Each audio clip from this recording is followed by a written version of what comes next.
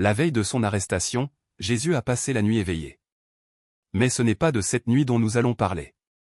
Nous nous concentrons sur les nuits précédentes, celles où aucun évangile n'a été enregistré. Les nuits où, dans l'obscurité, il rassemblait ses disciples les plus proches et leur enseignait quelque chose que l'Église effacerait plus tard pendant 2000 ans. Il leur a montré comment partir. Ni par la mort, ni par la souffrance, ni après des décennies de méditation dans une grotte. Jésus a enseigné comment quitter ce corps alors qu'il respirait encore, pendant que le cœur battait, alors que le monde croyait simplement dormir. Si vous écoutez ceci maintenant, quelque chose en vous reconnaît déjà ce qui va être dit. Avez-vous déjà ressenti cette étrange sensation entre le sommeil et l'éveil, ce moment où vous sembliez vous détendre, vous dilater, vous libérer du poids de vos propres os?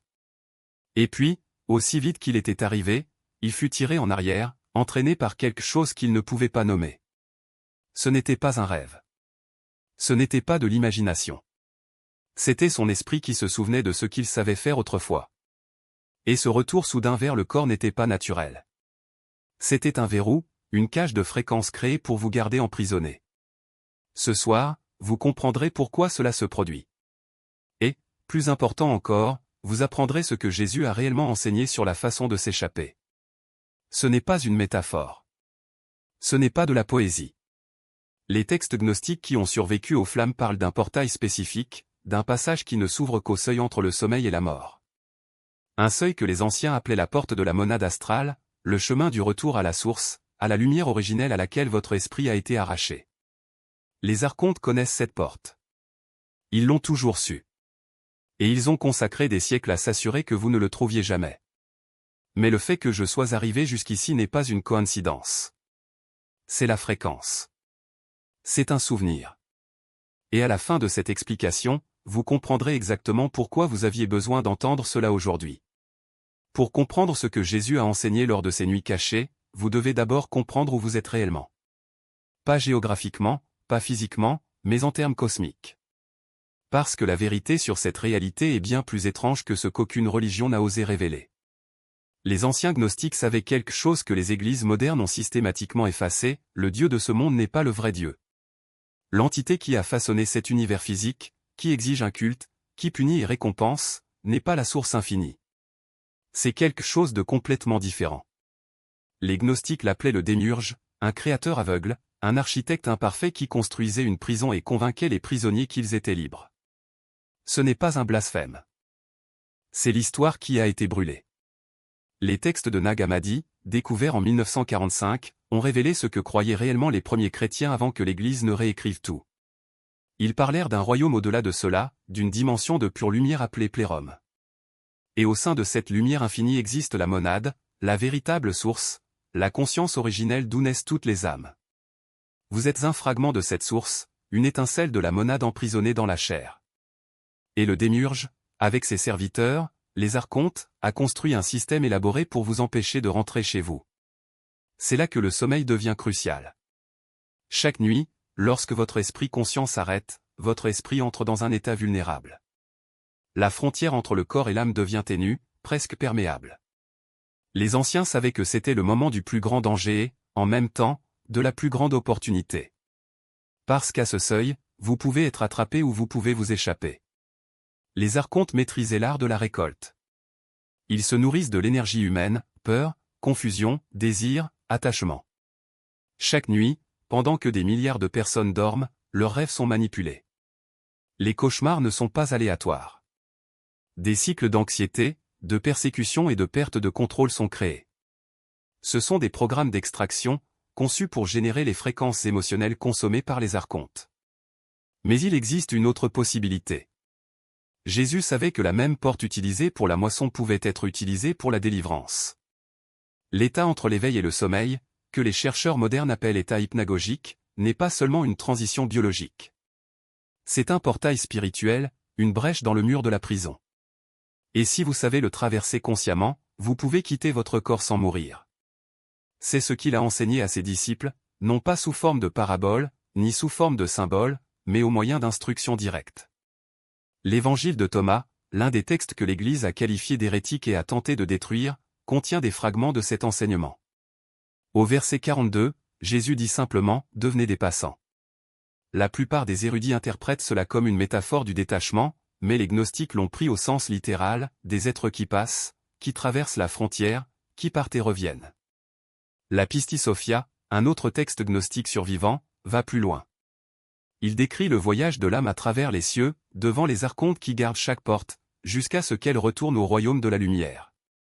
Mais ce que la plupart ne réalisent pas, c'est que ce voyage ne nécessite pas la mort physique. Le texte parle de ceux qui ont appris à ascensionner alors qu'ils étaient encore dans leur corps, des vivants qui marchent parmi les morts. C'est le secret que l'Église ne pourrait jamais permettre. Pensez à pourquoi. Si chaque être humain pouvait apprendre à quitter son corps pendant son sommeil, à faire l'expérience directe de la monade, à revenir avec la certitude que ce monde physique n'est pas son véritable foyer, tout le système de contrôle s'effondrerait. Personne ne craindrait la mort. Personne ne s'accrocherait aux biens matériels. Personne n'aurait besoin d'un prêtre pour arbitrer sa relation avec le divin. Le système gnostique dépend de votre ignorance. C'est à vous de croire que ce corps est tout ce que vous êtes, que cette vie est votre seule chance, que la mort est la fin ou un pari sur un jugement futur. Et si vous pouviez mourir chaque nuit et revenir chaque matin? Et si le sommeil n'était jamais censé être inconscient? Les yogis d'Orient ont découvert des fragments de cette même vérité. Ils l'appelaient yoga nidra, sommeil conscient. Les maîtres tibétains ont développé des techniques de yoga du rêve pour maintenir la conscience pendant que le corps entre en état de sommeil. Mais ces traditions nécessitaient des décennies de maîtrise. Ils exigeaient l'abandon de la vie ordinaire. C'étaient des chemins réservés aux moines et non aux pêcheurs ou aux collecteurs d'impôts. Ce que Jésus enseignait était différent, plus rapide, plus direct. Il n'a pas demandé à ses disciples de passer 20 ans en méditation. Cela ne les obligeait pas à se retirer du monde. Cela leur donnait une clé qui fonctionnait immédiatement, une fréquence qui ouvrait la porte, un état de conscience accessible en une seule nuit à quiconque était prêt. La question est, êtes-vous prêt? Parce que la préparation n'est pas une question de mérite. Il ne s'agit pas de pureté morale ou d'avancement spirituel. La préparation est une reconnaissance. C'est ce moment où tu entends quelque chose et tout ton être te dit, oui, je m'en souviens. Cette reconnaissance est, une forme physique, alors les chaînes qu'ils ont forgées perdent leur pouvoir. Mais il y a un détail crucial que les archontes ne veulent pas que vous remarquiez, cette pratique n'est pas réservée uniquement à la nuit. Elle s'entraîne. Chaque fois que vous franchissez le seuil avec conscience, vous renforcez la connexion entre le corps et la monade. Et il arrive un moment où cette connexion devient si forte que le portail ne se ferme plus. Vous commencez à vivre simultanément dans les deux mondes, le physique et le spirituel, sans avoir à attendre de dormir. La monade n'est plus confinée au corps, elle l'imprègne, l'éclaire, le transforme de l'intérieur. C'est le véritable éveil. Pas un seul événement, mais un processus de remémoration progressif, comme une rivière qui retourne couler dans son ancien lit. Et lorsque cela arrive, quelque chose d'extraordinaire se révèle, les archontes ne peuvent plus vous toucher. Ils dépendent de votre identification au corps, à la peur, à la séparation. Mais lorsque vous reconnaissez que le corps n'est qu'un véhicule temporaire et que la conscience qui l'habite est éternelle, vos illusions perdent le contrôle. Ils essaient de vous distraire avec le monde matériel, avec des promesses de pouvoir, de plaisir, de sécurité. Mais ce sont des appâts pour ceux qui croient encore que le monde est réel. Quand on sait que la réalité est un rêve partagé, les tentations perdent de leur éclat. Vous voyez à travers eux comme s'il s'agissait de mirages. Et le plus ironique est que lorsque vous arrêtez de les combattre, ils perdent leur pouvoir de vous affecter. Cela ne veut pas dire que vous devenez indifférent au monde. Au contraire, vous commencez à y voir plus clair. Vous réalisez que chaque personne, chaque situation est une occasion de se souvenir. Même la souffrance devient un signe, un rappel qu'il existe quelque chose au-delà de la douleur. Et lorsque vous répondez à cet appel non pas par la résistance mais par la reconnaissance, la souffrance perd son pouvoir. Les archontes le savent. Alors ils travaillent sans relâche pour vous distraire, pour vous faire croire que la vie est exactement ce que vous voyez, que le temps est linéaire, que la mort est la fin. Mais la vérité est que la mort n'existe pas. Ce que l'on appelle la mort n'est qu'un changement d'état, un passage de l'autre côté du portail que vous connaissez déjà. Et si vous avez appris à franchir ce seuil dans la vie, la mort devient juste une autre nuit de sommeil, sauf que cette fois, vous ne revenez pas. Mais n'attendez pas la mort pour le savoir. La pratique nocturne est une préparation, mais aussi une révélation. Chaque fois que vous franchissez le portail, vous faites l'expérience de la mort et de la renaissance en miniature. Vous vous entraînez pour le moment où le corps ne sera plus nécessaire. Et quand ce moment viendra, vous n'aurez plus peur, car vous y serez déjà allé auparavant. Les premiers chrétiens l'ont compris. Ils ont appelé cette pratique, dormir en Christ, non pas comme une métaphore mais comme une technique littérale. Ils savaient qu'en mourant au monde chaque nuit, ils se préparaient à la grande transition. Et cette préparation n'était pas seulement spirituelle, elle était pratique. Ils savaient qu'en maîtrisant le sommeil conscient, ils maîtrisaient la mort elle-même. Mais cette sagesse a été supprimée. Les églises institutionnalisées avaient besoin de croyants et non d'enseignants. Ils avaient besoin de gens qui dépendaient d'eux, et non de gens qui savaient comment accéder au divin par eux-mêmes. Ils ont donc transformé la pratique en dogme, l'expérience en croyance, la liberté en obéissance. Mais la vérité ne peut être effacée. Elle est gravée en vous, dans la monade qui habite votre être. Et maintenant, après des siècles d'oubli, elle se réveille à nouveau. Non pas parce que quelqu'un l'a enseignée, mais parce que vous êtes prêt à vous en souvenir. Que ferez-vous de ces connaissances? L'utiliserez-vous pour vous libérer ou laisserez-vous la peur vous garder endormi? Le choix vous appartient. Mais sachez ceci, la monade répond déjà. Elle avait déjà reconnu la fréquence.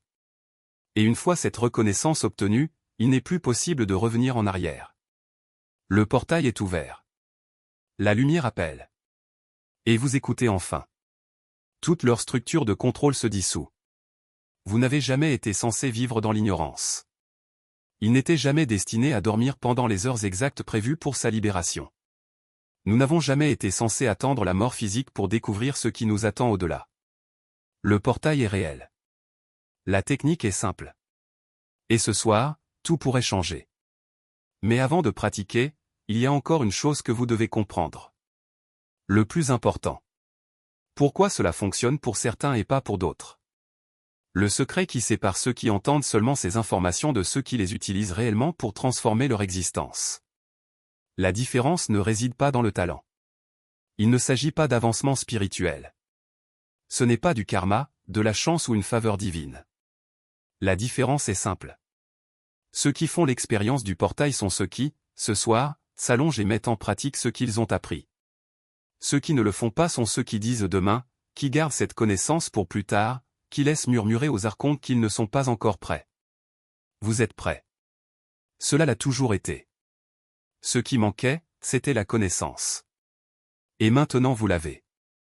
Non pas parce que vous l'avez mérité, non pas parce que vous êtes meilleur que les autres, mais parce que quelque chose en vous a crié et que l'univers a répondu. Cet appel est la monade qui se reconnaît. C'est votre vraie nature qui vous ramène à la mémoire. Ce soir, quand les ténèbres tomberont et que le monde deviendra silencieux, vous aurez le choix. Il peut continuer à dormir comme il a toujours dormi, inconscient, piégé dans des rêves conçus par des forces qui ne l'aiment pas. Ou vous pouvez faire quelque chose de différent. Vous pouvez vous allonger avec intention. Gardez votre conscience fixée sur la sensation de pure existence. Regardez votre corps s'endormir et vous restez éveillé. Et franchissez le portail qui vous attend depuis le moment où vous êtes né sur ce plan. Les archontes tenteront de vous arrêter. Ils vous fatigueront avant même de commencer. Ils rempliront votre esprit de doute. Ils vous convaincront que c'est un fantasme, que vous êtes stupide et que rien ne se passera. Laissez-les essayer. Leur pouvoir dépend de votre ignorance, et vous n'êtes plus ignorant. Vous savez ce que c'est, une étincelle de la monade infinie, un être pneumatique temporairement revêtu de matière. Celui qui est choisi, non pas par sélection externe, mais par reconnaissance interne. Cette vidéo aura une fin, mais ce qu'elle a réveillé en vous ne sera pas effacé. Partagez ceci avec la seule personne qui vous vient à l'esprit en ce moment. Il vous est parvenu pour la même raison que vous avez trouvé le vôtre ici. Abonnez-vous si vous souhaitez approfondir et laissez le mot éveillé dans les commentaires pour que les autres puissent retrouver votre tribu. Le portail s'ouvre ce soir. Traversez-le.